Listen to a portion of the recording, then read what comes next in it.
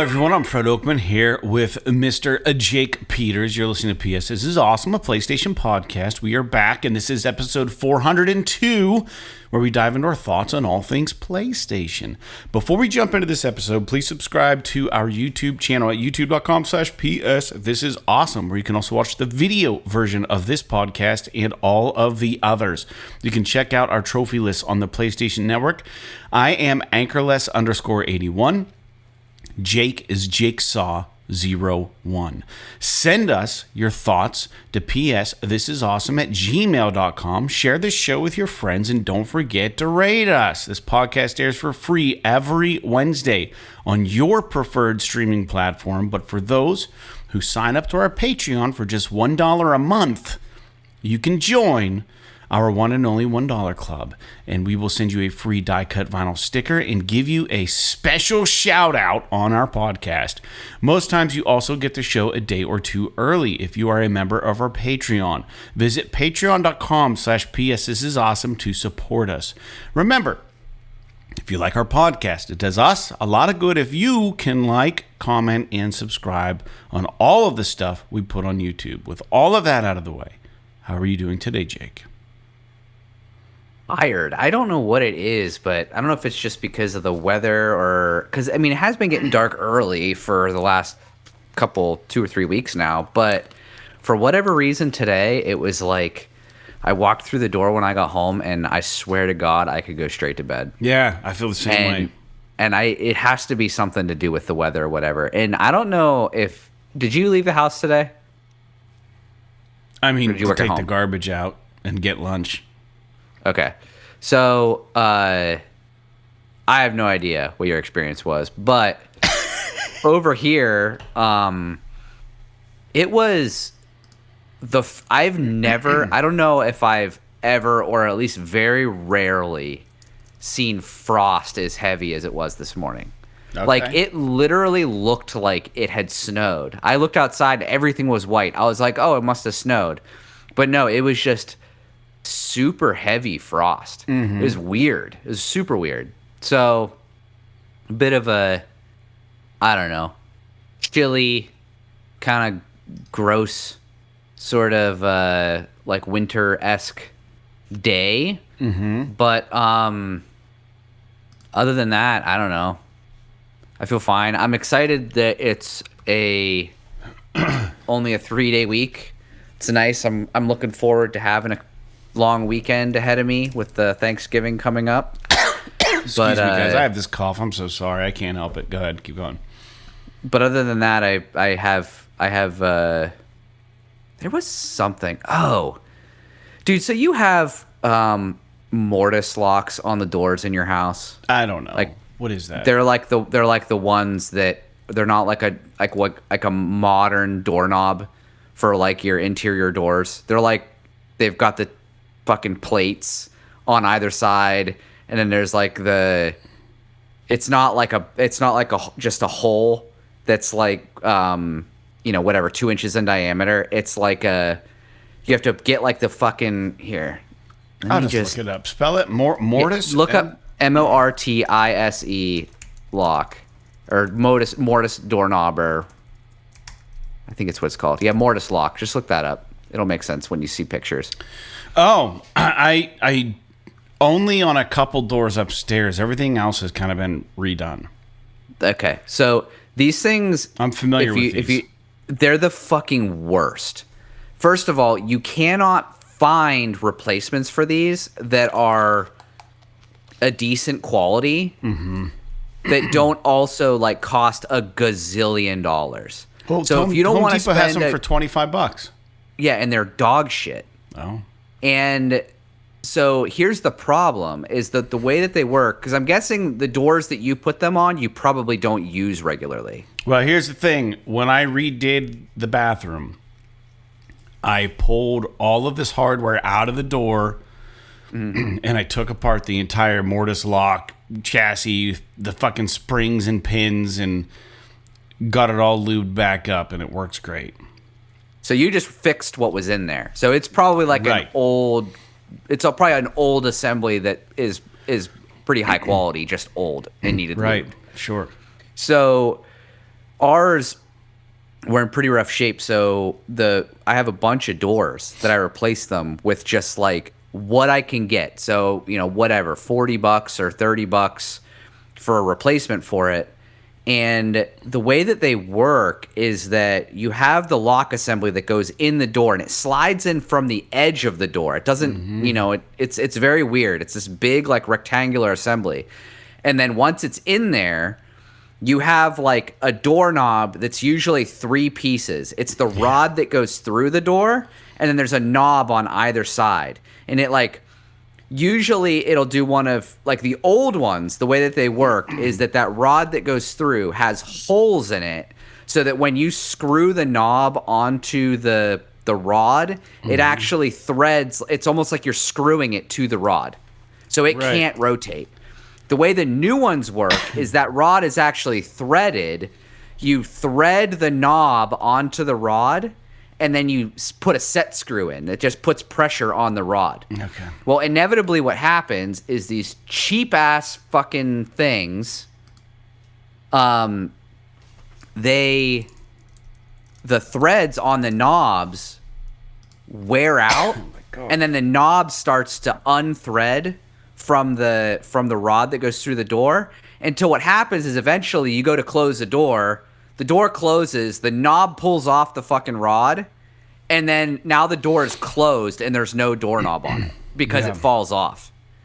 So thankfully this happened to us this morning, or yesterday or this morning, I don't remember which. And thankfully the knob with the rod still attached came out, and just the other side with it was just the knob fell inside of the room. Okay. And so we have just now, like, until I can find a way to fix this, we have just a knob with a rod on it that I have to stick in the fucking door and rotate to release the latch just to open this fucking door. It's so annoying, and because we have, like, our house is 130 years old, so we've got like hardwood doors that warp in the wintertime because they're solid wood. They're not like hollow like most modern doors. So like sometimes they're hard to pull closed because they warped a little bit. So what happens is you're pulling hard, strips out these shitty fucking knobs, and then it's a real problem. So I'm actually considering on the doors upstairs, because they're standard 80-inch doors, just replacing them with modern hollow core doors with modern knobs and everything. Yep. But the doors downstairs, because we have 9-foot ceilings, the doors downstairs are a weird like 87-inch height that you can't buy them. You have to custom order them. Oh man. So I'm trying to figure out if what to do about this. Because if I want to replace it with a modern door, like a normal 80-inch high door, I'd have to build the wall down to the top of the new door, which would be a real nightmare.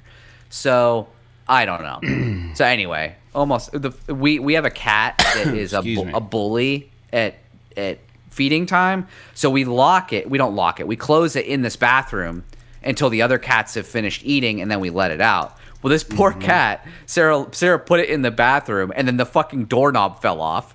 So it was just like stuck in this bathroom until we opened it up. So then I'm like, okay, I'm going downstairs to try and find a screwdriver. I didn't know she had the knob with the rod. I thought it had fallen off in the bathroom. So I go downstairs to like try to find a big screwdriver that I could just kind of jimmy in there and get the door open.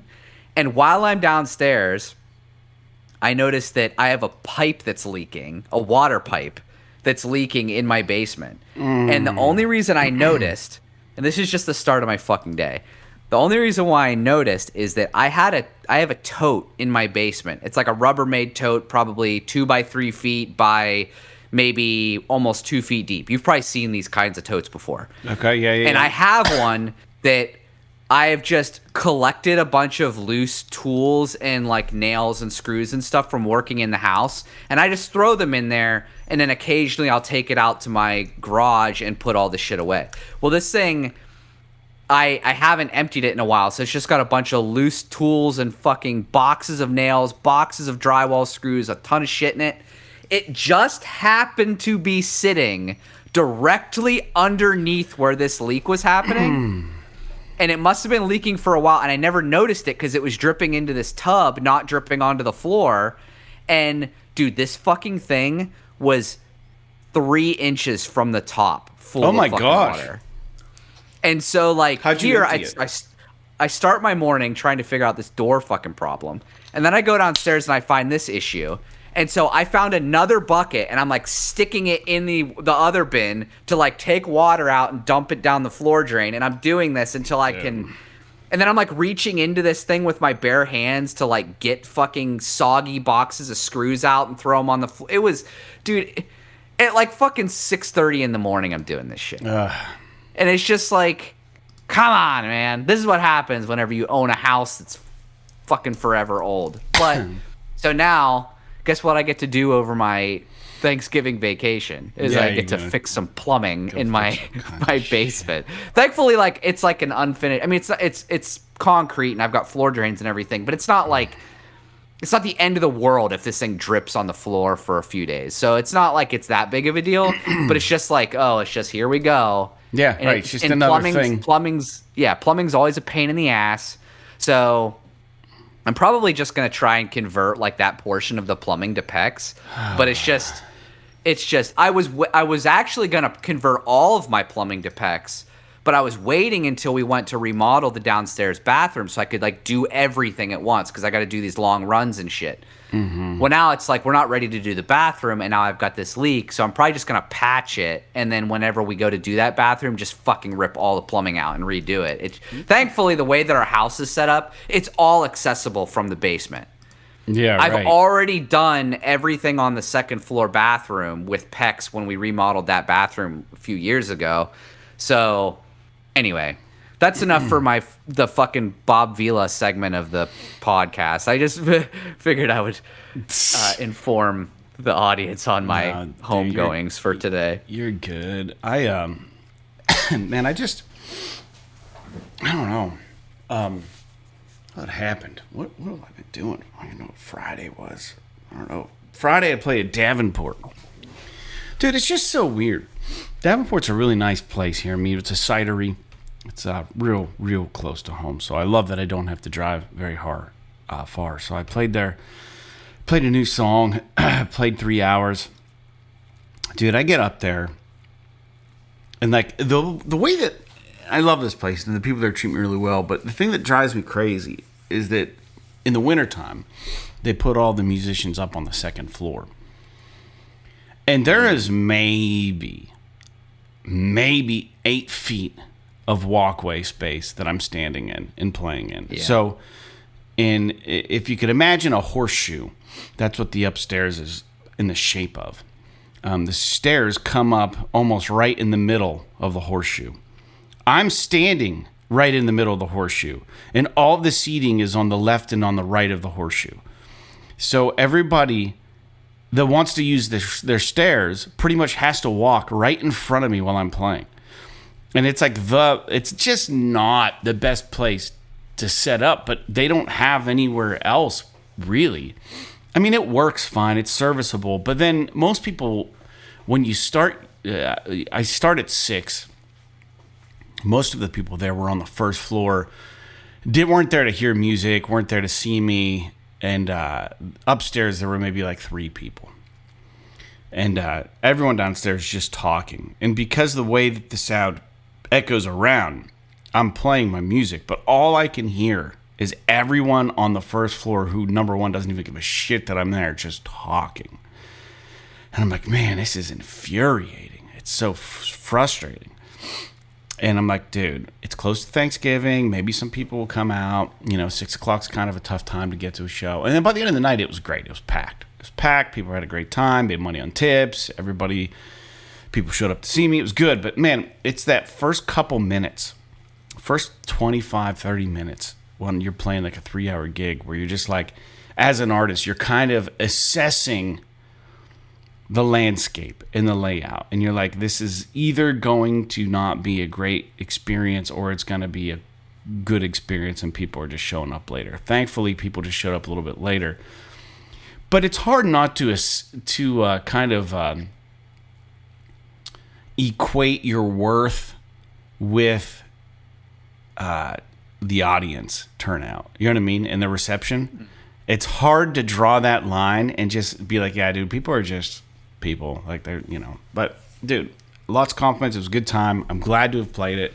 It's just like, you just never know. It's been a while since I played one, too. So, I've got a string coming up here. I'm actually playing this Saturday at Davenport, playing solo out there. And then I just got booked at this place in Oil City called Exchange, which is a new restaurant. I'm going to go play there on the 12th of December. But that should pretty much wrap up my until 2026. So slowing down the music stuff, trying to think what else has been going on. Dude, Franklin, Pennsylvania has like this really, really crazy thing called Light Up Night. Lots of cities probably have it. Saturday, I found myself there. And, man, that firework display, I just have a feeling that the people who live in that county just love to blow things up and love fireworks and love, like, loud noises. That is my impression. And, but their firework display rivals any 4th of July firework display that we have. And they do it for Christmas. It's ridiculous. If you ever get a chance, I'd recommend it. Outside of that, didn't get the Hero Quest in. Watched the Steelers lose on Sunday. And here we are. It's Monday. And you're right. It's going to be a short week. Just reminded that I haven't done any holiday shopping or had any thoughts about gifts for anybody in my life.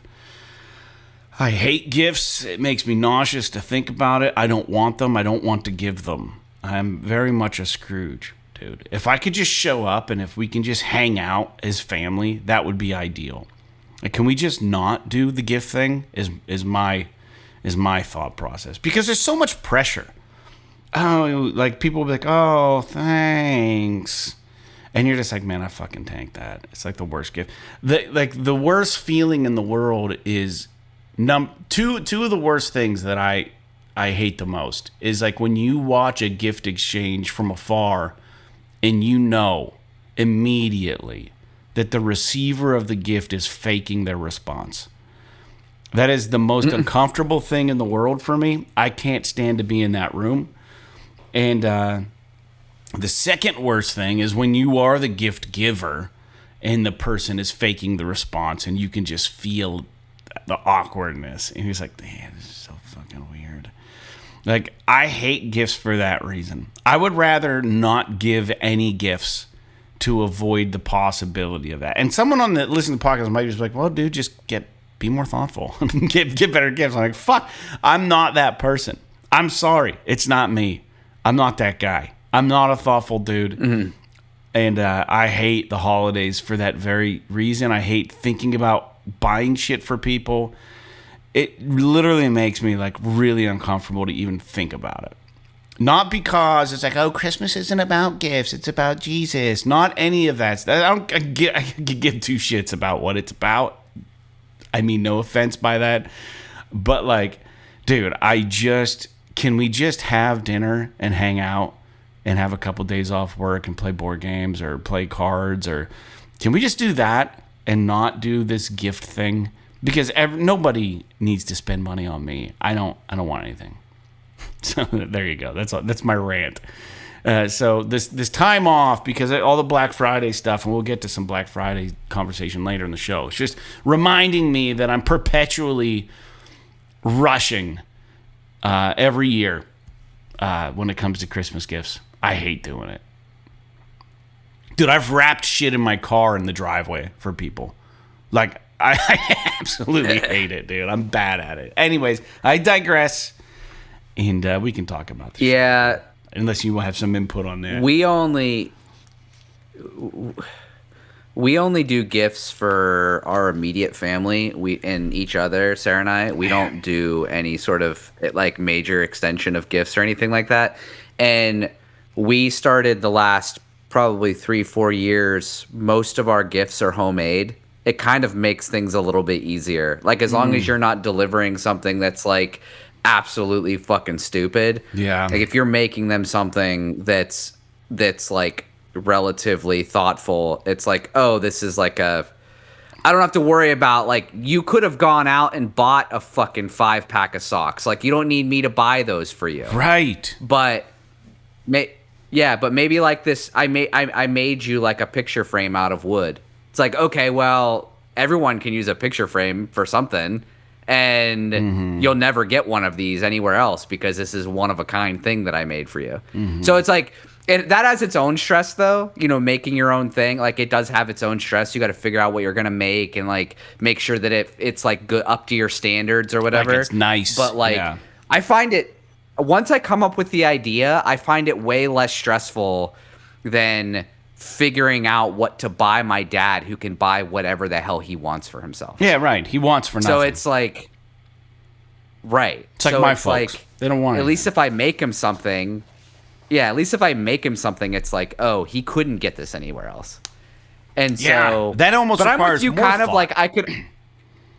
Yeah, like if I'm with you kind of though, like I wish if there was like a contract within the family that's like, okay, nobody gets gifts for anybody, then it's like, okay, I would be totally fine with that. Yeah, but I mean, of course, kids are going to get gifts. You know what I mean? Like the kids, someone's got to take care of the children in the in the greater family.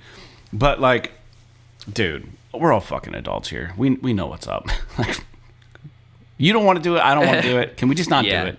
I don't know, man.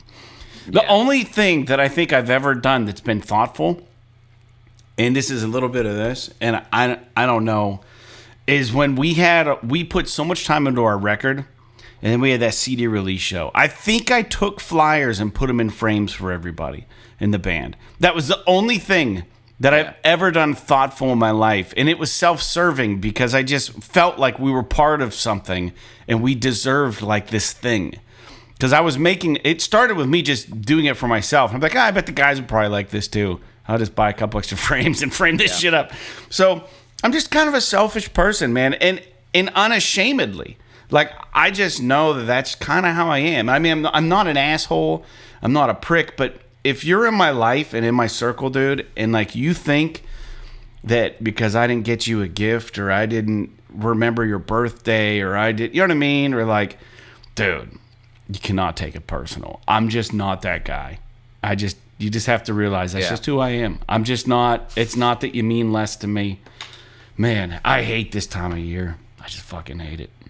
I don't know, man. I liked it when I was a kid, but I don't like it as an adult. That's the selfish person in me. I love crafty stuff. I've got this banger 3D printer. I could have 3D printed people cool shit. Like, I don't have ideas. I'm not an idea guy. I'm bad with my hands for the most part. I'm not crafty. I like to paint little mini guys and play board games, and I don't know. Yeah. Whatever. I digress, dude. Every episode we talk a little bit about listener feedback if people write in. And, you know, some of you guys might be like, why doesn't Fred just mute himself on the call every time he coughs? The reason is the way my sound is set up. When I press the mute button, it makes a noise. And it picks up on the audio. So I'd rather just cough and just have you guys get used to it. It's that time of year I cough all the time. Sorry. So if you have an opinion about it, if you'd rather hear the bloop, bloop, bloop, bloop, bloop, I can try to mute myself every time. But you're going to hear it twice instead of one cough.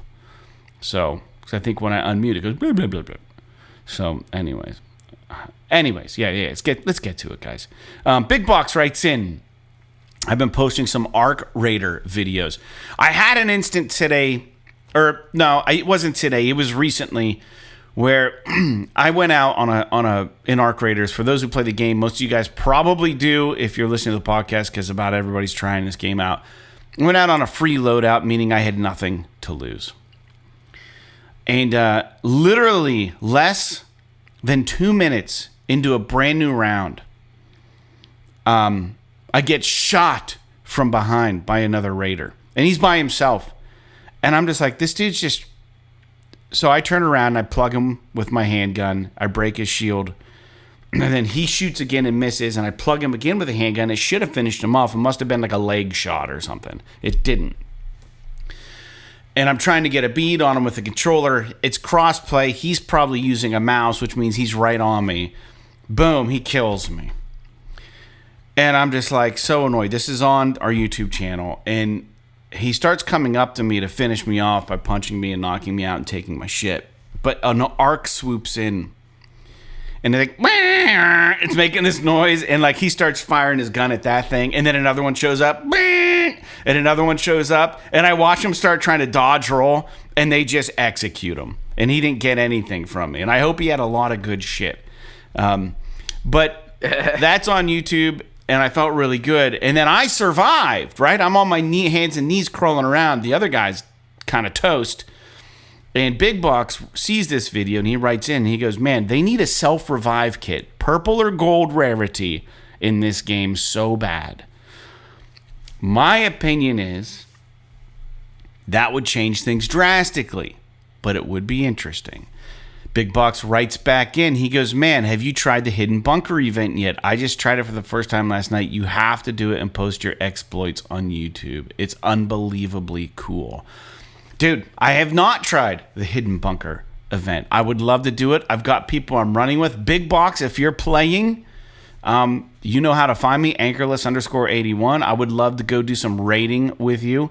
If you need my, maybe I'll just publicly post it, my user handle, so that you can add me to your friend list in Arc Raiders. Jake, I got Jake Dirty playing it a little bit here, but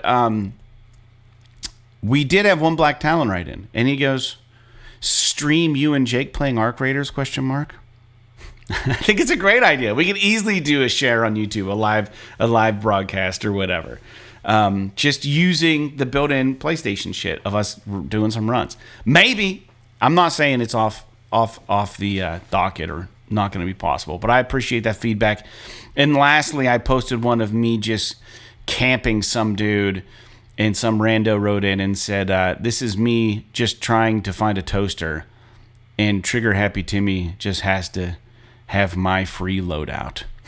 That's what happened to me in the first video I was talking about. I just had a free loadout, and this guy had to just execute me, hoping he was going to get something. But yeah, dude, it's an interesting game. The PvP, and I'll let Jake talk a little bit more about that. We played a little bit last night or the night before, and we got into an interesting shootout on a bridge. It was really, really funny and cool. But that's the listener feedback. That's all that we had. Just responses to this Arc Raider content I'm posting. And of course, we're going to get some feedback on that because it's probably, arguably, maybe one of the biggest games going on right now. So outside of that, Jake, do you have any responses to any of this now that you are officially an Arc Raider? No, because I still don't know what the fuck I'm doing. But I did play a little bit with you guys last night. I mean, we played that one round with your buddy, and we had that weird standoff on that so weird catwalk thing, but which was pretty funny. I've got video that I'll upload. The thing the thing that I find kind of interesting, it's kind of weird where it's both helpful and also stressful to try to learn that game while playing with other people. Because it's like, you want to kind of go and you kind of want to play, but it's like, I'm like sitting here reading all of the fucking menus. I don't know what any of the materials do, so I'm like reading all of the material descriptions. I'm trying to figure out everything there is to figure out on... Yeah. How to break items down to complete quests, where to go in the menus to claim quests, all this shit. And it's just like, it's just stressful from my, I know it probably shouldn't be, but like from my perspective, it's like, I just want to get into a match and like play with you guys. Like, I don't want to sit here. I was telling you this last night on the when we were playing, I was like, I don't want to fuck around with inventory. I don't want to sit here like while you and I are trying to have a good time together and like look at all this loot that I picked up. What do you break down? I just want to jump into the world and like I just want to jump into the world and fucking run around and like get into weird scenarios.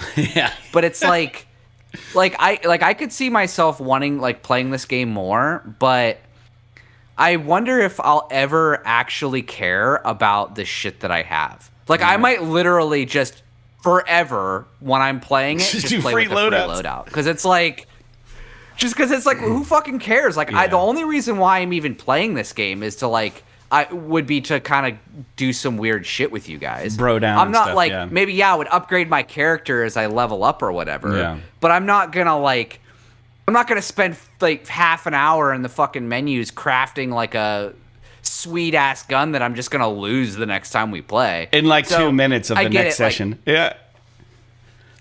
Right. So like, obviously you get shit items when you do a free loadout. Not always, obviously. So like it makes the game a little bit harder. Yeah. But it's like, I don't know, like it's cool when it's like, yeah, like I needed some, a battery. So we're like fucking running around together trying to find a battery. But it's like, if I don't have anything else to do, like, I don't know, like I'm not gonna care that much about the items that I have, other than I want to be able to make sure that I'm effective in our runs and stuff. Yeah, you don't want to be the missing link, the weak link.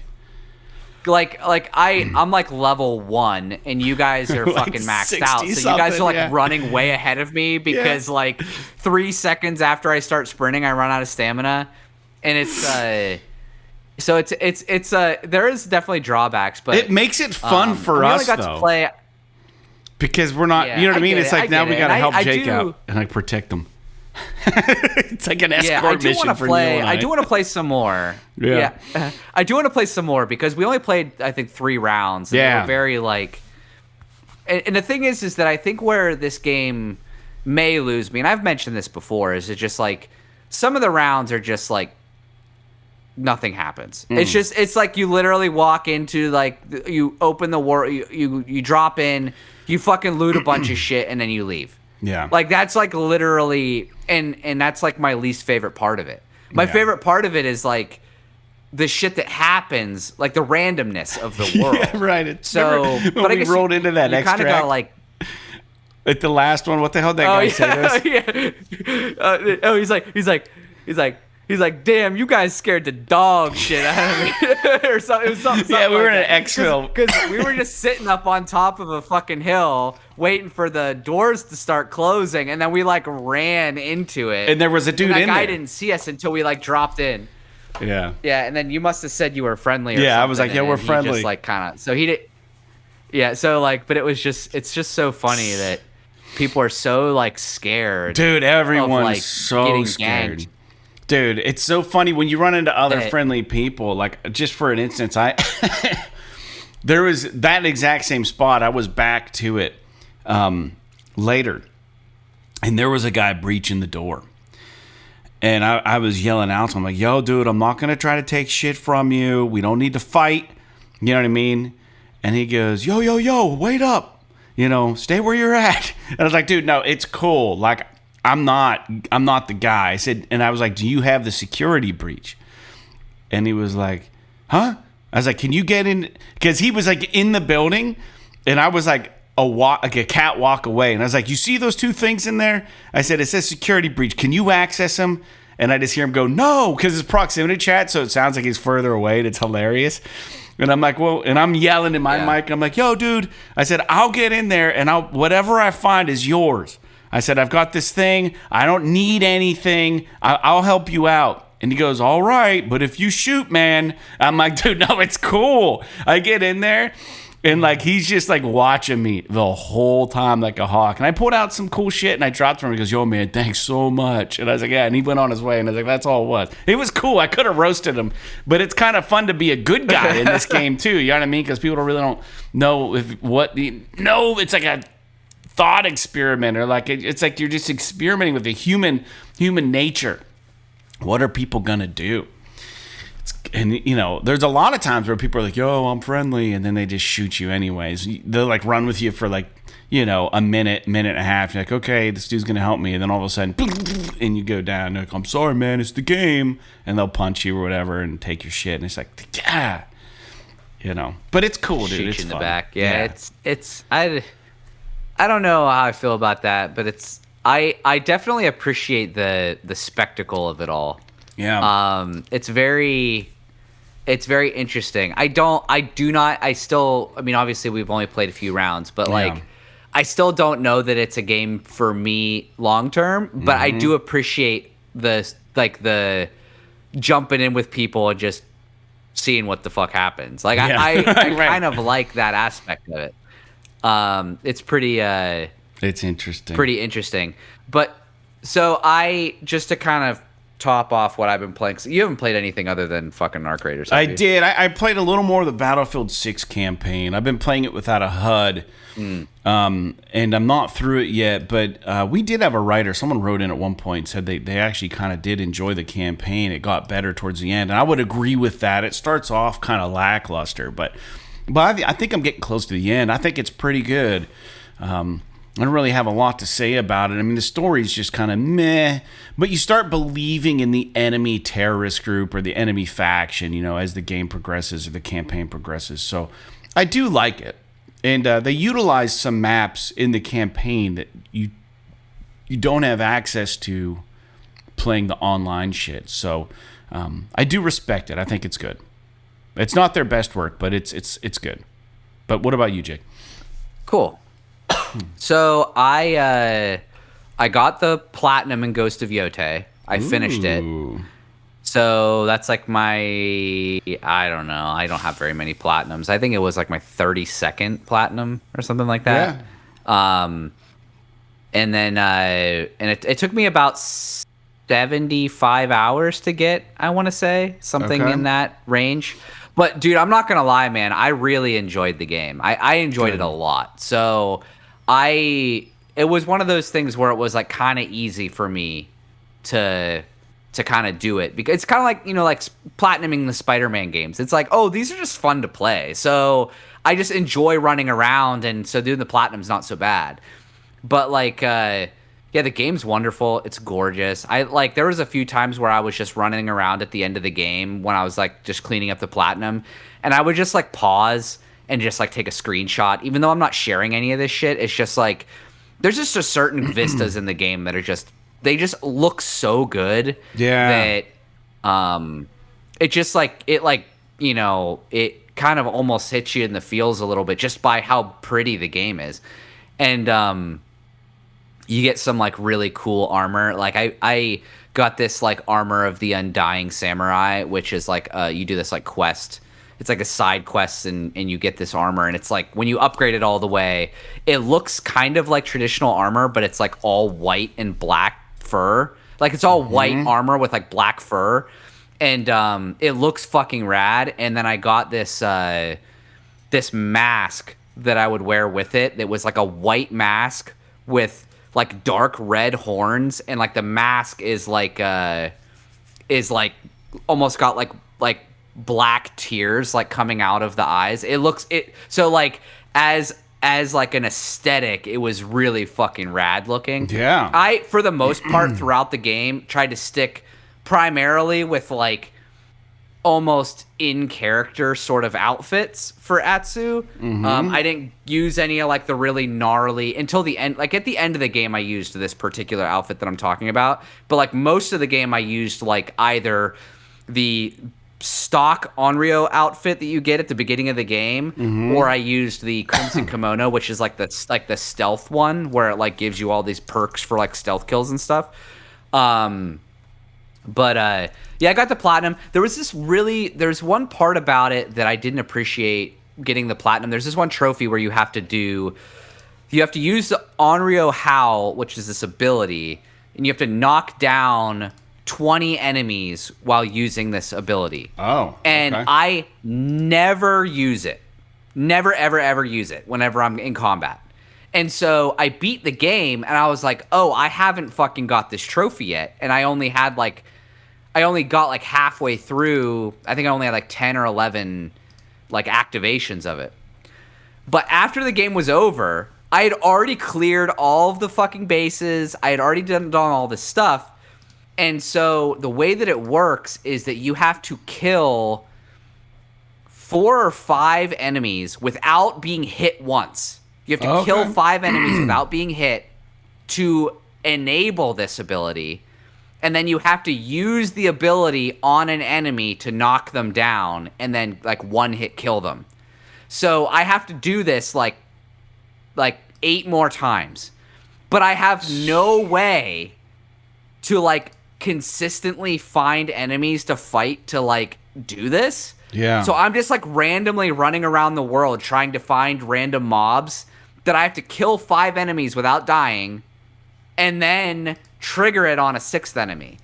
And Dude, so that's wild. I did some digging online, and there's like one spot in the world where if you kill if you trigger this particular mob, if you kill the enemies, you can quickly reload to the last checkpoint, and it'll start you right at your conflict with those enemies and not reset your counter for that howl technique. So once I figured that out, it took me like a half an hour, and I was able to do it. But up until I figured that out, I was just fucking running around.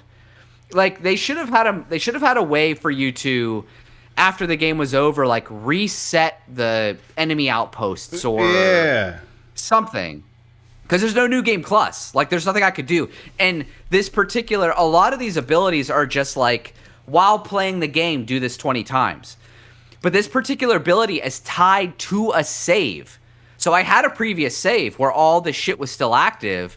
I loaded it, and it was like, I didn't have all of the ones that I had before. So I would have had to have redone all of it, not just like the 8 that I needed at the end. Oh man. And so it was a bit annoying, but like after I did that, like the rest of it was relatively trivial as far as like cleaning up the platinum goes. So that wasn't too bad. There's this one duel you have to do, this like Takezo duel, which is like the hardest duel in the game, and he's a fucking nightmare. But other than that, everything else was but even on that, you can like turn the difficulty down if you want to.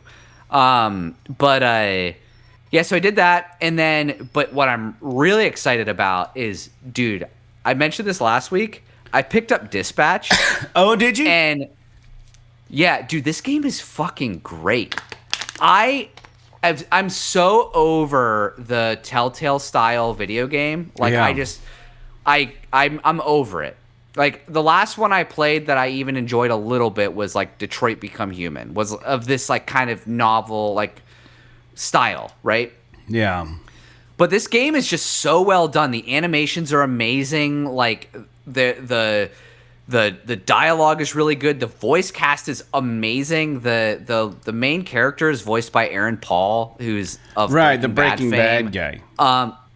Yeah, and there's no like clumsy walking around and looking for shit like in the Telltale games or in like the David Cage games. It's like the gameplay is like primarily it's cutscenes and dialogue for like the story shit, and then the actual like quote unquote gameplay where you're not just selecting dialogue choices is you're the dispatcher for this superhero company that is just like superheroes for hire essentially. And essentially the way that it works is that customers can subscribe to your protection service, and they report when like a crime is going on, and you dispatch superheroes to take care of it. And all of your superheroes have levels, they have special techniques, they have strengths and weaknesses, and you have the ability, like the whole goal is it's like timed, like these things are popping up and you can select one, and you get to pick which superheroes get to go to that particular event, and whether or not they succeed at, determine like fighting the bad guy or whatever it is they're trying to do, like speaking to a school or something like that. Yeah, it's like based on their abilities and how well they match it, and you can only commit ones that are available, and the ones that go out on a mission, when they come back, they have to rest for a period of time, and then.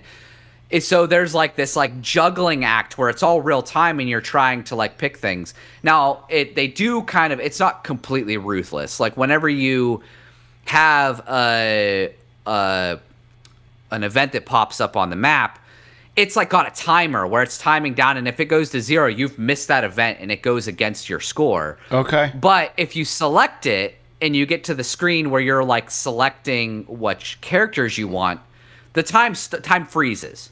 So you don't have to worry about all these other things happening in the background while you're selecting characters. You just have to make sure that you select that activity in the certain amount of time. And like weird shit will happen, like whenever one of your heroes is going to a location, they might be disrupted by something. Right. And so you have to handle the disruption. Like maybe they are breaking into a warehouse to deal with these like terrorists or something, and it's like, oh, there's a bunch of security systems there, and this is just an example, right?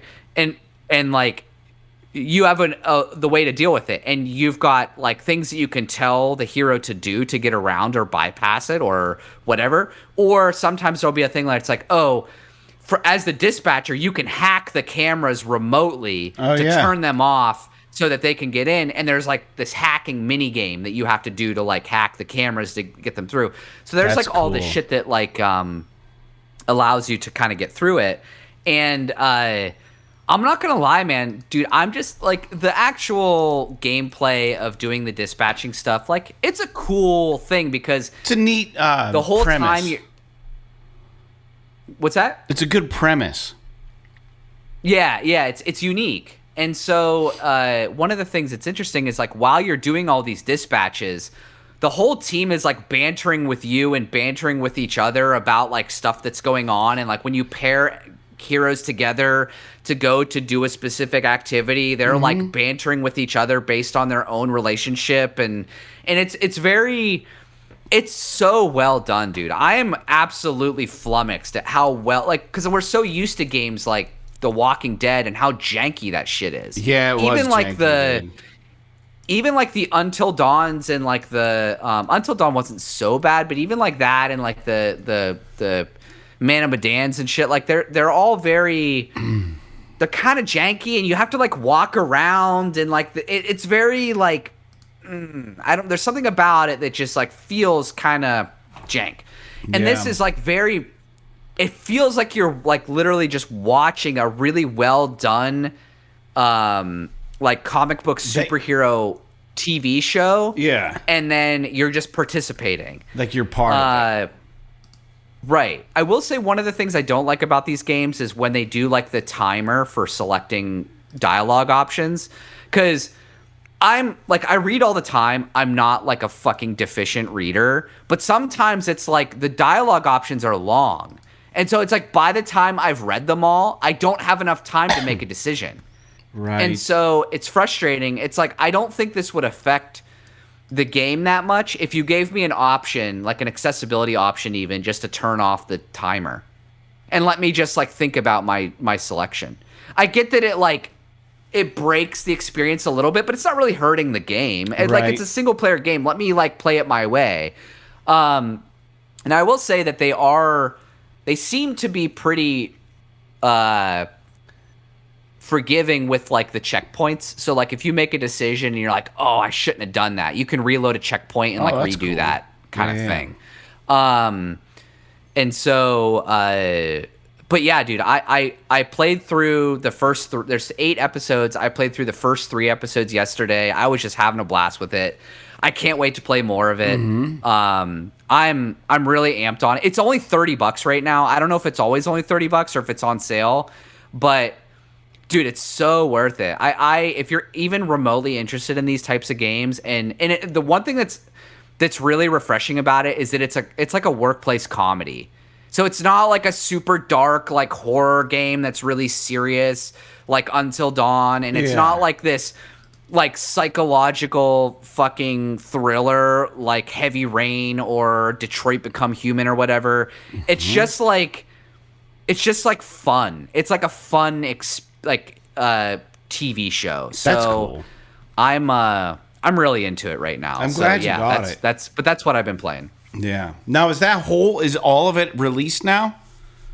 It is? Yeah, it's all out now. It's done. I think so. they just finished releasing. And the one thing that's great about this is that they release 2 episodes every week for 4 weeks. So it's not like Telltale where they would release an episode and then maybe 6 weeks later you get the next episode and then maybe 4 weeks later you get the next one. It's like, no, it's like every week you get like 2 hours of gameplay and then the next week you get the next 2 hours. And it presents it in a super good like TV show style episodic format. It's like Cartoon Network or something. And like the music where it like cuts to credits and stuff. It's really good, man. I really dig it. Good. So far. I haven't finished it. Maybe it turns out shit at the end, but right now I'm digging it. And I know like the internet's kind of like blowing up about it. So I'm really, really stoked for them. Cool. Yeah, it sounds like they've deserved it, and that's kind of it's kind of cool, man. To be honest, that was one of those games that came out of nowhere. If you get to a point where I know you got like a lot of, if you want to catch up on Ghost of Yotei and stuff, but like if you get to a point where you're just interested in like laying back and it's kind of like just participating in a TV show for $30, man, it is. I'm really stoked about it so far. Yeah. I updated my wish list on the PlayStation Network with some games that this needs to be added to it. I guess I can. I'll, because it's part of the conversation. I'll pull it real quick just so you guys know what's on it. But it's one of those things where I've got some games. There's not a ton on here right now, but games that I got to add this to it. But I've got Gears of War Reloaded on there, Indiana Jones, Little Nightmares 3, Hell Is Us, The Old Country, which is the Mafia game, Clair Obscur, After the Fall, which is a great deal right now. It's $5.99. It's a VR game. Behemoth was on there. That's also a VR game. Arizona Sunshine 2's on there. Ultra Wings. I got some VR shit in there. Rogue Incursion is now $14. That apparently is amazing. Pacific Drive I have. It's on my wish list. So Operation Wolf VR. Midnight Suns, dude. If you're interested in that game right now, $10.49 on the PlayStation Store. Fuck yeah. Pavlov is on here, and I don't know why. I don't know what that is. Oh, that's that shooter, that VR shooter. Oh, then that's probably why. Then I had a lot of VR shit on here because that stuff like will come across like my my vision, and then I just won't even think about them. So when I hear about something cool, like Demio's on there, it's $11.19 on sale. Hotline Miami 2's on here. Dying Light 2's on here. Watch Dogs 2, I always wanted to play that game, never did. And then the Capcom Beat 'em Up bundle. That's all I have on my wish list right now. But those are part of my backlog. Dude, that kind of shit I want to play. I'll tell you, I was considering buying Gears of War Reloaded when I bought Dispatch, because I think right now it's only like $15 or $20 on the PSN. Oh, it might be more. So than that. Let me see. It's $25.99. Sure it was 25. Okay, so still that's like way better than 40, which is what the retail is. Yes. So, and I could tell you from experience, it's not the longest game in the world. And yeah, I mean, people might consider, if you've never played it, maybe you would consider it a little antiquated. Yeah. But dude, that game is awesome. So, for $25, it's a steal. Yeah. Huh. Well, I would love to play all these games, dude. They're on my list, especially. I'm sorry. Especially Clair Obscur, because I've had a lot of people that I'm playing Arc Raiders, and they're just like, dude, you got to play Clair Obscur. It's amazing. But there's just so much cool shit out there in very minimal time to do most of it. But let's get back to the podcast. Every episode we talk about news going on. Jake, you were also the champion of today's show again, where you put together some news points. I only added one thing at the very end. So, dude, if you want to lead again, I'm not going to argue. If you want me to tackle a couple, I can do that. I can definitely speak on the second one, it looks like, the second news point you have on here, because I played the first one. But yeah, So I will say that, like, there's not... Dude, this is a really light week. I was like... I mean, granted, I didn't dig for news, but I was just kind of reading the news points, and I'm just like, none of this fucking shit matters. Yeah. So we're just going to kind of blast through this stuff and, kind of shed some light on some of these, like, little, I guess, kind of interesting things that I found on Push Square and Video Games Chronicle and stuff. So, we'll start by saying that, like, Intergalactic, the Heretic Prophet, was a game that was announced, last year at the Game Awards, right? So there was some confusion about whether or not we'd see it at this Game Awards and whether or not it would come out in 2026 based on some things that, like, I think Colin Moriarty might have said on his podcast and stuff. And Jason Schreier, I guess, came out and just kind of put the kibosh on that and said essentially that we should not expect the Heretic Prophet before 2027. Yeah. And I made a note that this makes sense because both The Last of Us Part 1 and The Last of Us Part 2, both of those games came out in the last year of a console cycle. And 2027 is presumably going to be, the end of 2027 will be when we get PS6. So you can imagine this game, like those games that I just mentioned, coming out in excuse me, May, June of 2027, and then the PS6 comes out in November. I could definitely see that being the case. I mean, wouldn't you say so, Fred? Yeah, dude, for sure, 100%. I think that, like, dude, let me just say this. I feel like had they moved forward with their online multiplayer thing they were going to do, factions, Naughty Dog, I always find a way to bring shit around to Arc Raiders. Dude, it would be very similar.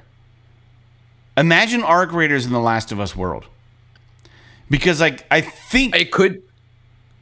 You know what I mean? It could very well be. I mean, yeah, it could very well be. It just would be like, maybe it might not be an extraction shooter, but it definitely would have the same vibe for sure. Like the looting, the third person fighting, the possible PvP interactions, possibly teaming up with strangers, taking out clickers and stuff. Dude, Arc Raiders is close to what we're ever going to get, I think, what Factions was going to be. I know it's futuristic. I know it's a little bit different, but I really think the core mechanics of Arc Raiders, with how big the maps are and the dilapidated buildings and the fucking sounds and the creeping and trying to be quiet and not trying to... Dude, it's... What a blessing. But, dude, playing Arc Raiders makes me wish that they had moved further with Factions and really just fucking did the thing. Because... I just think that there's so much potential there after trying Arc Raiders. I think Naughty Dog could have even done a better job. I don't know. Arc Raiders is awesome, but I would love to have seen what that would have looked like. But back to what you're saying about... So the reason I bring that up is because we know the Factions got canceled, and Naughty Dog showed up the Heretic Prophecy or whatever, that Prophet or whatever the hell it's called. I think the timeline on this is probably right, man. I think that releasing it towards the end of the life of the PS5 makes sense. Naughty Dog has a marked, I would say, history of doing this with their big releases, and if they knock this out of the park, it's gonna be great for them, and everybody come 2027 is going to be just fucking jonesing for whatever the fuck they've been working on, dude. Because I know I am already kind of excited about it. And it's been too long. It's just been too long. Thankfully, we're getting GTA, Grand Theft Auto 6 at the end of 2026. And hopefully, if Naughty Dog is smart, this will be a later in the year of 2027 release to maybe let Grand Theft Auto 7 die down maybe a little bit before they release this game. But it's not really even in the same Venn diagram. I think that, there's not a lot of overlap. I don't think there's going to be between what they're going to be offering with Intergalactic and Grand Theft Auto 7, but 6. But I just feel like that game's going to be just so... I don't know when that buzz is going to slow down, dude. When Grand Theft Auto 6 comes out, people are going to be talking about it for years. It's just going to be the talk for forever. So if they can still create a little bit of distance between when that game comes out. So my guess would be is that it's going to be like a Christmas 2027. I don't know. Maybe it'll be earlier because it'll be probably Christmas because I probably a holiday 2027 release. And my guess is that Sony does like an exclusive console and shit for it to support it, and we'll see that hitting the shelves around holiday 2027. But I'm 100% in agreement with this. I think that it'll be 2027, late 27. Go ahead, Jake. You don't think that it'll be like Last of Us 1 and 2, where it's before the new console launches, because it gives them a push to sell PS5s. Do we think the new console's out. actually coming out in 27? I think so. That would be about the right time. Every 7 years. That's been the last couple console cycles. I bet you Sony feels an obligation. PlayStation feels an obligation to not do that to them. But they would be foolish to release this maybe May or June of 2027. But I think they would be smarter to release it closer to Halloween, towards the end of the year, just so that they can push those SKUs around the holiday time. I don't know, dude. And knowing Naughty Dog, chances are they'll announce it earlier in 2027 and give themselves some runway to push it out. They used to be notorious for not delaying games, but it seems like that's all they've been doing. So when they announce a release date, I'm not going to believe it. So I'm guessing it's going to be later 27 by the time we get that game.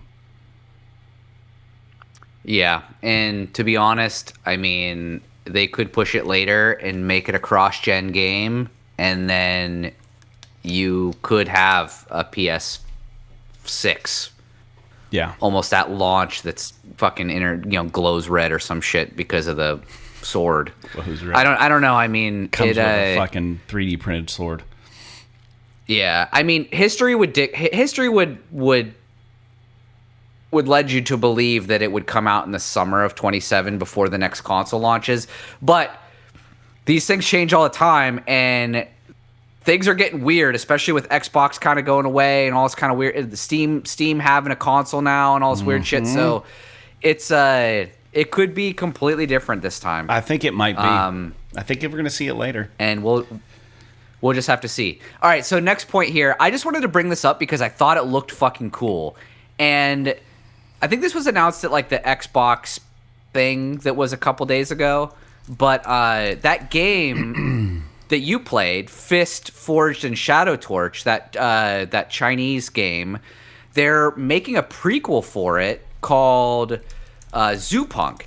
And what's interesting to me is that Fist looked awesome. And I know that you liked it, other than maybe a few little gripes. I did like it. It was a side scroller, like it was a side scroller, like Metroidvania kind of styled game. This is a full 3D action, like kind of open world game that is a prequel to Fist. So, dude, I am curious what you think about this because I have not played Fist, but I watched this trailer and I thought this trailer looked fucking sick. So I'm curious what you think. I'm watching the trailer right now because I was late to the notes, and I didn't realize this was even a thing until I started reading the notes. You're right. I played Forged and Shadow Torch, and I loved it. I thought the story was cool. I did feel it was a little long for the kind of game that it was, but I'm looking right now at the gameplay demo. It's 14 minutes long. At around 5 minutes, there's this. I didn't character. watch that. I just watched the trailer. There's a character talking, and their art direction and their quality of the artwork in Fist was awesome. And then looking at this, it looks really, really clean and dope. If you look at around 5 minutes and 49 seconds, there's like this shot of this space machine just hovering with like these oars. It just looks awesome. And granted, there's not a lot going on, but it just looks really cool, man. So I don't really know. This must have been like the big war that happens in the lore of this game. There was like some sort of huge war that occurs in this setting. And it looks good. It looks pretty serious. And wow. Yeah, man, Zoopunk looks good, man. I love that it's like this rabbit. And like, it's a steampunk aesthetic makes sense. Calling it Zoopunk makes sense also. It's very steampunky, but it has like animals. Like I think you play like a rabbit or you're a rabbit or whatever. But there's also like in the first Forged and Shadow Torch, there is like a mob boss that's like a toad or something. I'm paraphrasing, but there's like all these characters, and it's essentially they're just humanizing these animals and giving them human qualities and traits, and they're living their own world, and they're fighting the machines. And it's cool, dude. It's such a cool idea. But there was like a really big war they kept referencing in the first Forge and Shadow Torch that occurred. And I'm guessing that this is a big part of that. And I'll tell you, the new thing in games, The Division, you got to give it to Ubisoft and The Division, or whoever. I don't know who made The Division. It was a Ubisoft game, but I don't know who developed it. I can't remember their name. The main developer for The Division. It starts with an M. Massive. Massive Games. Yeah, thank you. But they are, well, maybe it was in the remake of Tomb Raider, but one of the coolest imagery things that, I love this little roll move that he's doing in the gameplay. It's cool. But one of the cool things, just talking about cinematography and imagery in video games, that is like really starting to take hold is the old flare in the sky thing. Tomb Raider, I believe you could shoot one up for some reason, but The Division had it. You know, you'd fire off a flare to call for a pickup. Arc Raiders has it. You fire up a flare for different reasons. A supply drop, or when you get killed, a flare shoots into the sky. It's just, there's something about the contrast of nighttime missions with awesome shit just flying up in the air. And there's something visible about it that I love, and they're doing it in this game, this Zoopunk game. I don't know exactly what the reason is, but he shoots off a flare at one point in the gameplay, and it looks awesome. It makes me want to have a fucking flare gun. I don't even know if they're legal for people to have. I want one. I just want one so I can just shoot it. They're just cool as shit looking. Even road flares are brighter than you think they would be. But I digress, man. This game looks awesome. I didn't know this existed, and it's now on my radar. Is there a release date or anything set up for this? I don't know. I didn't look that closely, but regardless, I'm with you. Like, I was just watching some of like the cinematic kind of scenes from that gameplay trailer, and it like even like the sections where there's like dialogue and stuff, it looks really high quality. Like, I'm really kind of shocked by it. But yeah, so look forward to that. It's called Zoopunk. I think that this might have been kind of announced previously, and maybe this is just the first time we're seeing it, because I feel like I've heard that name before, but I could be completely wrong about that. This could be the first reveal or whatever of it. But a lot of people are saying there's a ton of AI in this. Could be. I mean, dude, this is the nature of the world now. I mean, what are you gonna do? I think it looks I don't great. know, man. I'm just gonna play the games that look good. Yeah, dude. And me too. It's gonna get to the point where we're not gonna be able to keep track of, you know, how much AI is in this and how much AI is in that, and we got to just get comfortable with the fact that it's kind of like, you know, trying to buy shit, trying to be like morally buying things, like you don't want to buy stuff that's made with child labor and shit from China. It's like, it's impossible now. You can't keep track of it. It's like this, you buy anything from Amazon, probably some fucking child with 3 fingers stitched it together. Here's so the AI that they're doing here. I actually think this is cool. Yep. It says in this gameplay demo, it's 14 minutes, it says that they have implemented AI into an NPC character so that you can talk through your microphone to the NPC character, and it will understand what you're saying, and it will respond appropriately as the character back to you. I mean, this is what we've been talking about, right? I mean, this is like what we think it should be used for from a certain point of view. Yeah. And if this is the first game, this might be the first game that's going to release this type of technology. And dude, it could open a floodgate, good or bad. It sounds cool, but you got to be careful. Tread with caution. It sounds cool. Yes, you are correct. All right, so all right, move on. I'm gonna kind of ignore the next news point that I have here, just because I just don't care, fine. And we've been going for a while. So, late, yeah. I will say that was actually the one I was going to talk about. Oh shit! The one that I have highlighted was the one that I was. It's you're fine. You're fine. So, I am curious because I wanted to ask you about this. Marathon, they're going to have another playtest from December 12th to December 16th. And I don't know that you have any interest in signing up for this, but I'm curious, how has your anticipation or interest in Marathon increased after your experiences with Arc Raiders? Because as far as I know, you've never really played extraction shooters before. So The Division Arc Raiders is it. comes along. Yeah. The Division is not an extraction shooter. It's just like a third-person thing, right? So it's more of a third-person Destiny, whereas like Marathon is more of like a first-person Arc Raiders. I'm way oversimplifying, but you kind of get the idea of sort of where I'm going with this. So I'm curious, now that you are weathered in the extraction shooters genre and what you like about Arc Raiders, do you have any interest in diving into Marathon, or is it strictly like a place and time thing for you with Arc Raiders and Marathon still has zero interest to you? Because I am still academically interested in Marathon, but I'm not an extraction shooter multiplayer person, so I'm just sort of, like I said, more academically interested in it. I'm just curious how your thoughts have changed based on your now 100+ hours in Arc Raiders. Dude, I think that like there is something to the extraction shooter genre that is appealing to me. As a whole, I would say that's not why I'm playing Arc Raiders. Like, I do like the loop, and I like the gameplay of getting in, finding a like it's the carrot on the end of the string. Like, one of these days, I'm gonna open a fucking locker and there's gonna be a legendary something in there. I just want that to happen, right? That keeps me coming back. I did all the quests. The lore is cool in Arc Raiders, so I got in because, number one, the third-person shit, I like it. I know that a lot of people had concerns about third-person in those kind of games because you can peek corners and all kinds of stuff to try to get an advantage. But if everybody has the same ability, it should come out in the wash. It's the law of averages.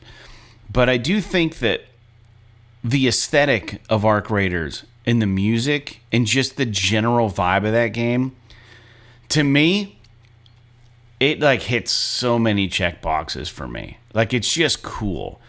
I would say that Marathon, looking at some of this alpha gameplay and stuff, is very much looking kind of like a Mirror's Edge kind of first-person thing, where I do not mind the aesthetic and the art style. I think it's kind of novel in a way, but it's not.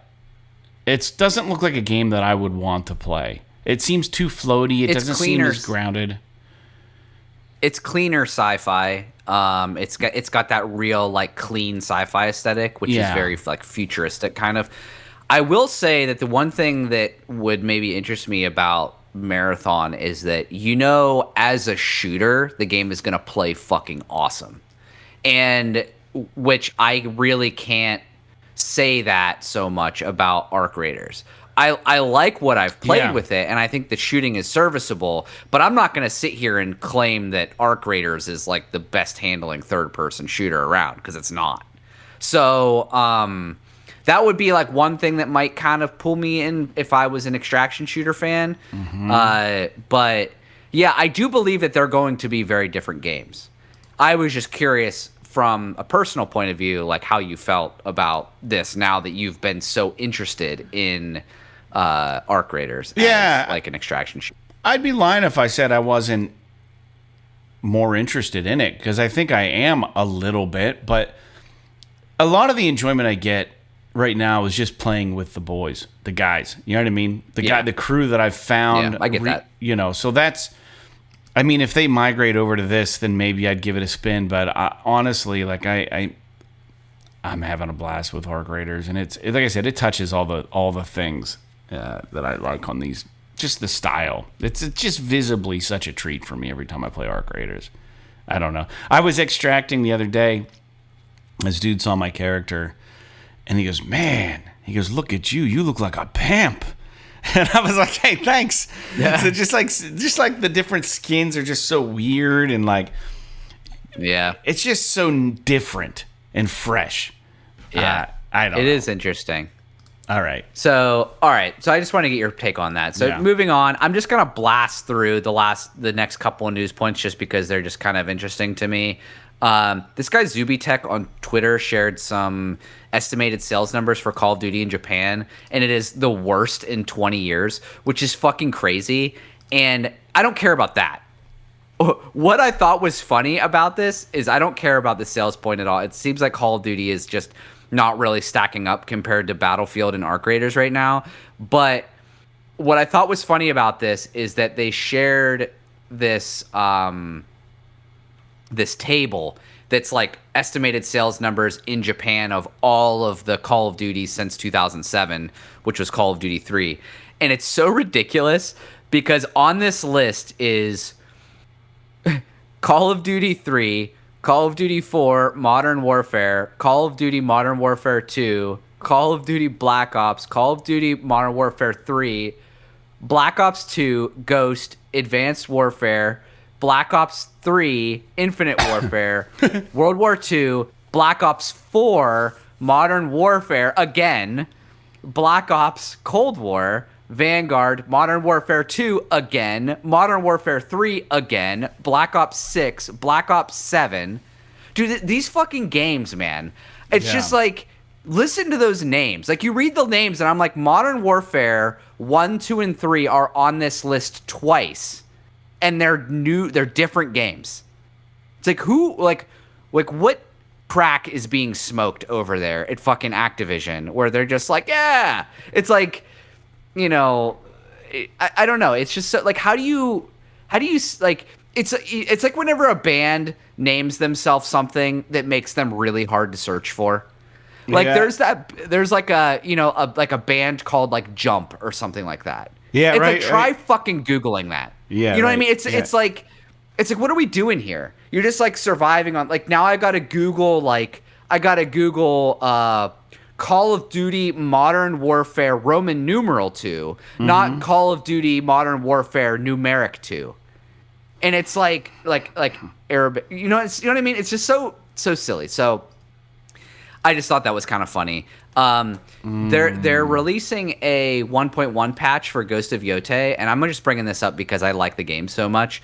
They're adding VRR support. They're adding some graphics modes. They're adding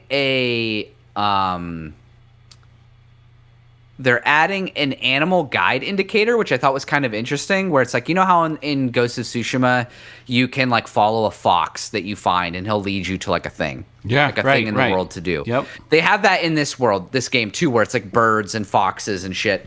And one thing that can happen is like, especially if you're in like really dense foliage, it's sometimes you can lose track of the fox or the bird or something. And so they're adding an option to have a visual indicator on the screen that points you to where that animal is. So if like you trigger it, it'll like, you can kind of follow it, which is kind of nice.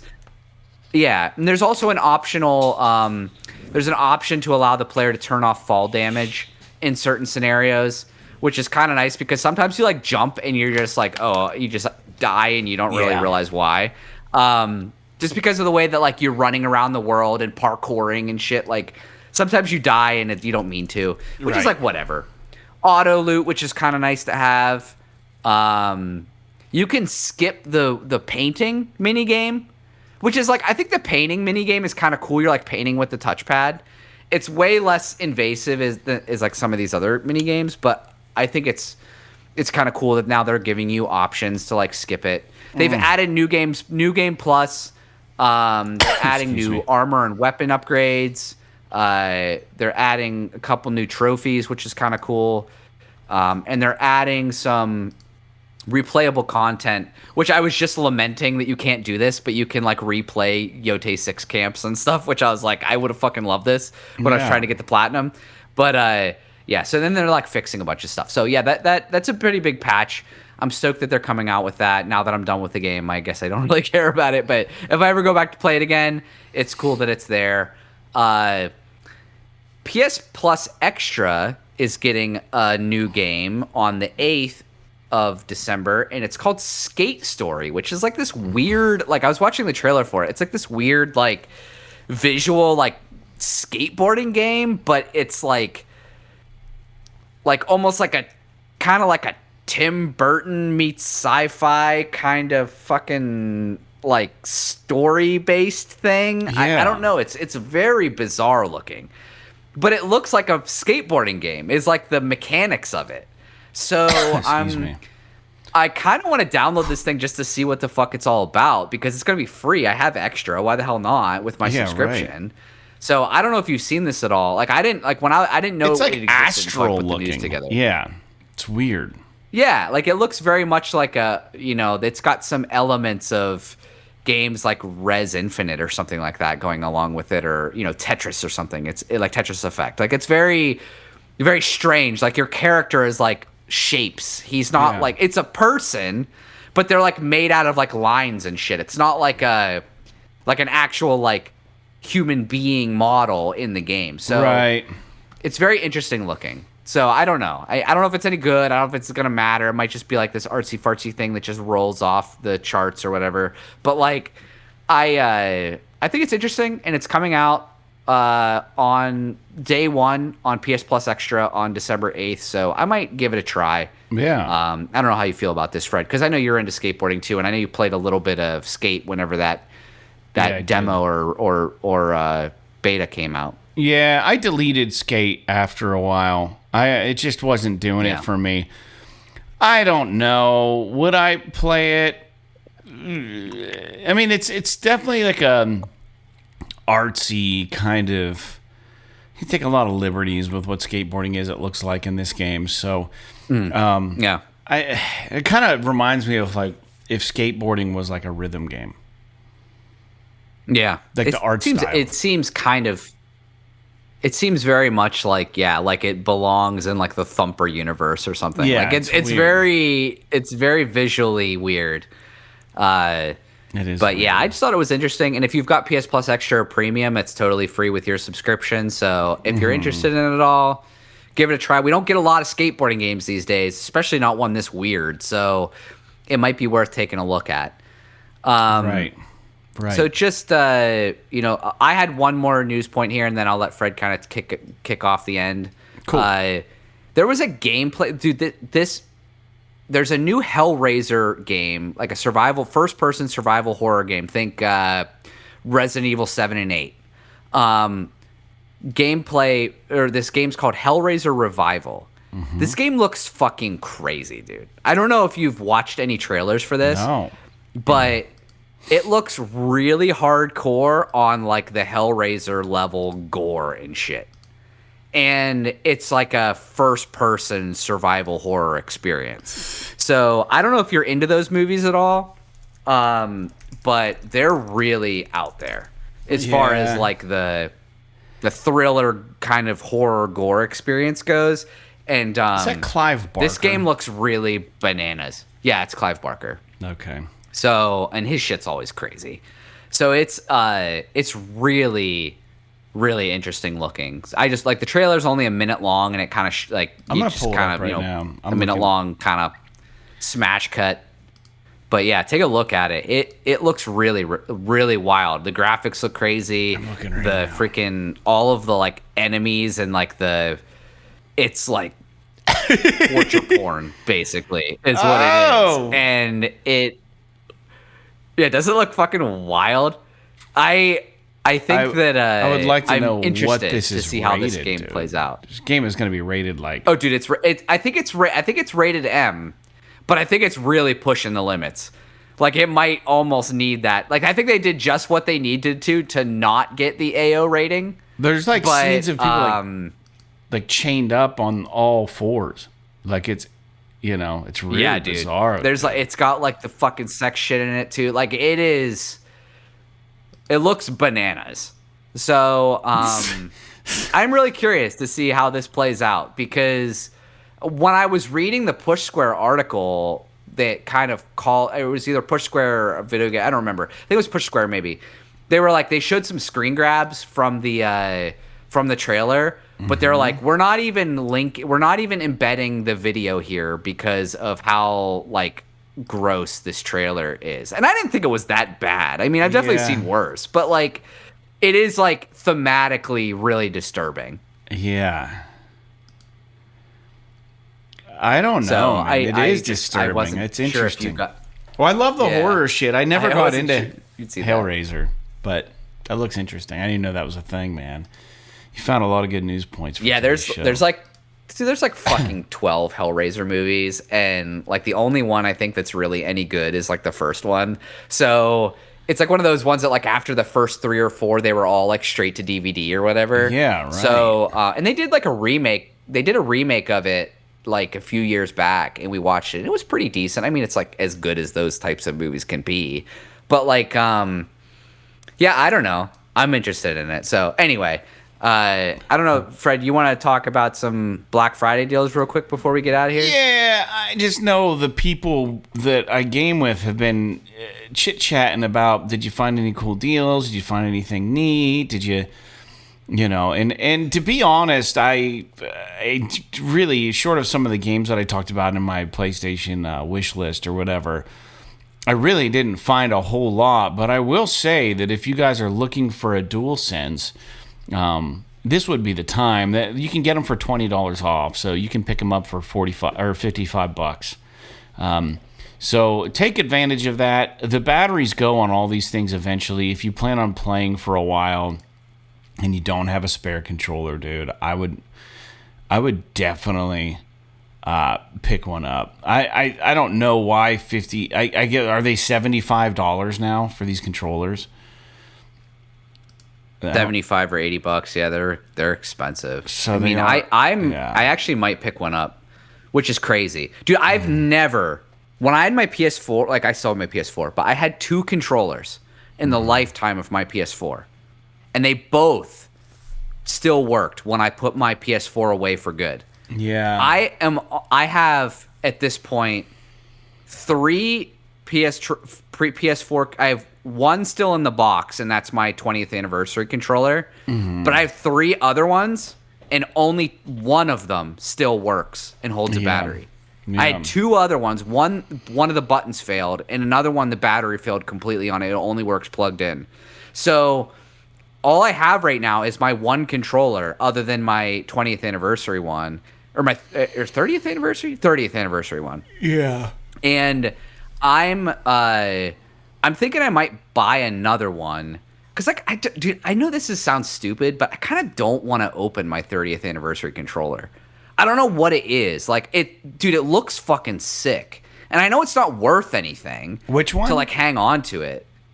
The 30th anniversary controller. Oh that yeah, I bought. I'm using mine. I still haven't opened it. Dude, it's nice. And so I just have it in the box still, and but like I'm like, oh well, if I can get a controller for $50 and I don't have to open this, like, it's not one of a kind, obviously. They sold probably thousands of these things, but it's like they're not selling them anymore ever. So if I could, bite the bullet on $50 and just get a different controller to be my second. Yeah. Because I thought about, I kind of want one of these fucking purple ones. Well, either the purple one or the black one. I think they look sick. Yeah, I will say that a couple other things that are, as far as hardware related, the VR2 headset is going to be $100 off. So you can't really, I mean, if this is something that interests you and you've been looking to doing some VR stuff, I mean, with Microsoft Flight Simulator coming out, Ultra Wings 2's out, you got a lot of VR games still pumping out. I mean, if you're at all interested and you want to treat yourself to something kind of cool and different, or if you didn't really like the first VR headset, the VR2 is actually a great headset, man. Or if you have a VR2 and you're kind of dicked on the controllers and you want to make sure you play it all the time, you want to make sure you have 2 good controllers, this might be the time to strike, because I would recommend that. So, dude, I don't know. That makes it $300. Yeah, because they already discounted it. Yeah, $300 for the VR2, like permanently. $300, dude. We paid $550 for that. Yeah. Everything else is going up, but the VR2, like, they can't sell them, so they're coming down. They're awesome. It's crazy. Dude. They're awesome. They're all really good. And don't get me wrong. I mean, I hardly ever play mine. It's one cable that you plug into your PlayStation. You don't need a camera, nothing. You put it on, but it's like 2 handles. Yeah. I just don't want to it's too much. Like, I got to be in the mood to be active with my gaming. And like, I just don't always feel that way. Sometimes I like whip it out and play Gran Turismo and shit. But like, yeah. When Jake's in the mood, he whips it out, guys. That is correct. Yeah, dude, I don't know. I just that's all I had to say. It's just we're coming around for some deals, and PlayStation hardware doesn't usually go on sale. There are some deals on PlayStation Plus, but I think that you have to be joining it to get the discount. LJ sent us this long thing about PlayStation Plus. Now he got a deal on it, but I don't even know. I couldn't follow it. I was happy for him, but I don't even really understand what he was trying to explain, and that's on me. He said he usually waits until Black Friday to re-up his annual PlayStation Plus membership. Last year, he was able to upgrade to Premium because the discount was more than just staying at Extra. And he was afraid this year he wouldn't get a discount because he's not a new subscriber, and he's already at the highest tier. He logged in, somehow got the 33% off. He was able to pay $107 for the year. So that's cool. And then his pro tip is you can buy PlayStation gift cards at Costco, $90 for $100 gift cards. So after all is said and done, he said he paid like $96 for a year of Plus Premium, which is awesome. So there's some cajoling or some wrangling you can do to maybe get yourself some discounts on Plus, which is smart, you know. So if you're going to get it anyways, why not, give yourself a good hand to work with. Yeah. Dude, I don't know. We can read through the new games if you want, but like it's just a bunch of just stuff. How dare you? I mean, I hate to talk like that. There's one on here that's What's blowing that? my mind. Take a good look. Tell me about it. All right, well, we'll go through them real quick. Pools actually look scary. This isn't the one I was going to say. Have you guys seen these things about the pool rooms? They're rooms that look familiar to people. They're like, yeah, I've had dreams with this room in it. And like everybody's like, yeah, this is like a real thing. So apparently this is a VR game where it actually takes you there, which is really creepy. Weird. Yeah, just a really weird thing. The pool rooms. There's a whole subreddit about pool rooms like this. And people are like, yeah, I've seen this in real life. You know, I feel like I've been here. It's like a haunting thing. Everybody has a memory of a room like this. So it's I don't know, weird. Anyways, Isla, Kill It With Fire 2, Pools. I'm not going to give you the dates. Project Motor Racing all this week. Shadowgate VR, The Minds of Mythrock, Shieldmade MX, Bubble Bobble Sugar Dungeons is my pick. Dude, I love Bubble Bobble. Bubble Bobble. Dude, Bubble Bobble is a dope game that is underappreciated and underrated. I didn't even play the last Bubble Bobble, but the description is Bub the Bubbling Blowing Dragon's Big Adventure Through Shifting Sweet Dungeons and Castles. I looked at the trailer. It's just more Bubble Bobble, dude. You can't. Bubble Bobble's so fun. And the songs for Bubble Bobble are great. If you ever look at the original Bubble Bobble soundtrack, it's great. Crescent Tower Street Racer Collection, The Last Case of John Morley. Not Bob Marley, but John Morley. Bee Simulator, The Hive, Dragon Ruins 2, Bokura, or Bokura, probably, which is a puzzle adventure game, and Made of Sker, Sker VR. It's a survival horror game. They're claiming it to be award-winning. I don't know much about it, but it's set in a remote hotel with gory and macabre history from British folklore. Actually, I think I might have seen something about this now that I read about it. Maybe I haven't. I don't know. But anywho, that game is going to be probably like $20-some. But, yeah, Bubble Bobble. Dude, check it. I'm going to put down Arc Raiders and jump right into Bubble Bobble. Sweet castles. I kid. There ain't no way. Ain't no way. There you go. Yeah. All right. Well, anyways, that's all. So with that being said, it's been a long-ass episode. You guys definitely got your money's worth today. Hope you guys have enjoyed the episode. Thanks for tuning in to 402 of PS. This is awesome PlayStation Podcast. Again, I didn't do the ending. Oh, shit. You better start thinking. I'm going to close things off. You should definitely join our Patreon. It's $1 a month, guys. If you're listening, throw us a buck. We'll get like 70 cents of it. But that's your way of telling us that you want us to keep doing this. feels good. It feels very good. And we'll get you a sticker, like I said before. But yeah, so thanks for tuning in. We'll be back next week. We air every Wednesday for the public, and if you're a patron of the show, we get you a new one every week if we can. With that out of the way, thanks for tuning in. Catch you next week. Like Fear, Final Fantasy, and Fallout. P.S. P.S. This is awesome. This is awesome.